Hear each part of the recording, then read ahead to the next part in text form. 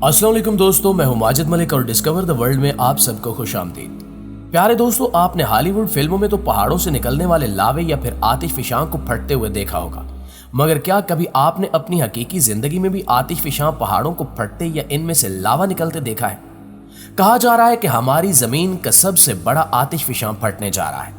दरअसल आज की इस वीडियो में हम आपके साथ यही डिस्कस करने जा रहे हैं कि आतिशफिशां आखिर किस बला का नाम है, ये कैसे फटता है और इसके फटने से क्या क्या नुकसानात रूनुमा हो सकते हैं। यकीनन हमारी आज की वीडियो एंटरटेन करने के साथ साथ आपके होश भी उड़ा देगी, मगर वीडियो की जानिब बढ़ने से पहले आपसे बस इतनी सी गुजारिश है कि अगर आप हमारे चैनल पर नए हैं और अभी तक आपने हमारे चैनल को सब्सक्राइब नहीं किया तो जल्दी से हमारे चैनल को सब्सक्राइब कर दें। तो चलिए चलकर मौजू का बाकायदा आगाज करते हैं। दोस्तों, हमारी जमीन की गहराई में गर्माइश काफी ज्यादा होती है।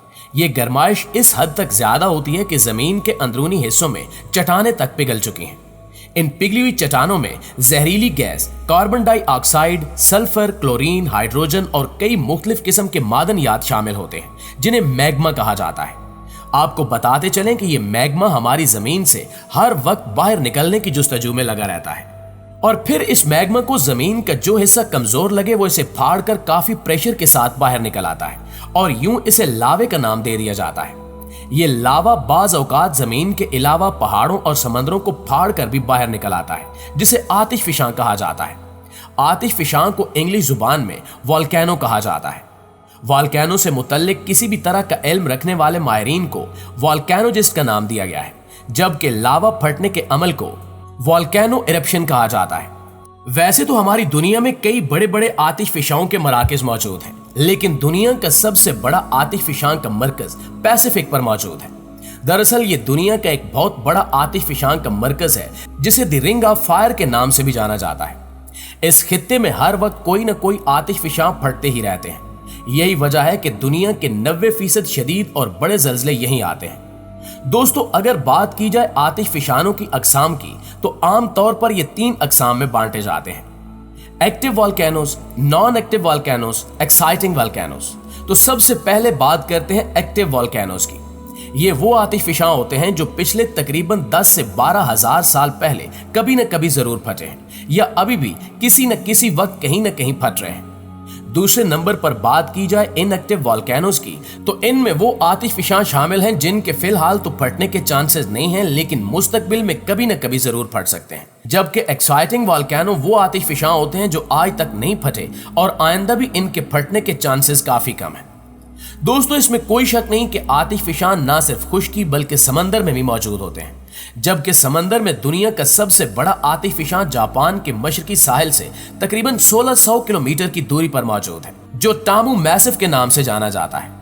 बिल्कुल इसी तरह खुश्की पर मौजूद दुनिया का सबसे बड़ा आतिशफिशां अमेरिका के जजीरे हवाई पर वाक़ है, जो मानु लव के नाम से जाना जाता है। अगर बात की जाए आतिशफिशां के फटने से फैलने वाली तबाही की, तो दुनिया में इस वक्त कई आतिशफिशां फटे हैं, जिन्होंने इर्द गिर्द के इलाकों के साथ साथ दूर दराज के शहरों तक बेपनाह तबाहियां मचाई हैं। अगर ये फट जाए तो आसपास के इलाके की सारी जमीन बंजर हो जाती है।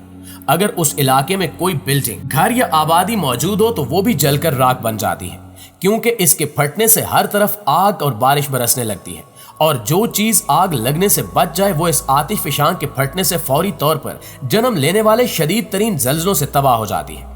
सिर्फ इतना ही नहीं, बल्कि पहाड़ों से लैंडस्लाइडिंग भी होने लगती है। आसपास की सारी जमीन फटकर 2 हिस्सों में तकसीम हो जाती है और हर चीज कोयले की शक्ल इख्तियार कर लेती है। 2 मार्च सन 1969 को इटली के करीब एक आतिशफिशां फटा था और इसने आसपास की सारी जमीन को बंजर बना दिया था। यहां तक कि इसने करीब तर बसने वाले तकरीबन 20,000 लोगों की जान भी ले ली थी, और इस फटने वाले आतिशफिशां ने तकरीबन 160 किलोमीटर की दूरी पर भी मौजूद तमाम तर चीजों को कोयला बना दिया था। यही वजह है कि आज भी इटली के लोग इस हौलनाक वाक़े को याद करके कांप जाते हैं। इसके अलावा 15 जनवरी सन 2022 को भी साउथ पैसिफिक के हुंगा टूंगा में भी एक आतिशफिशां फटा था।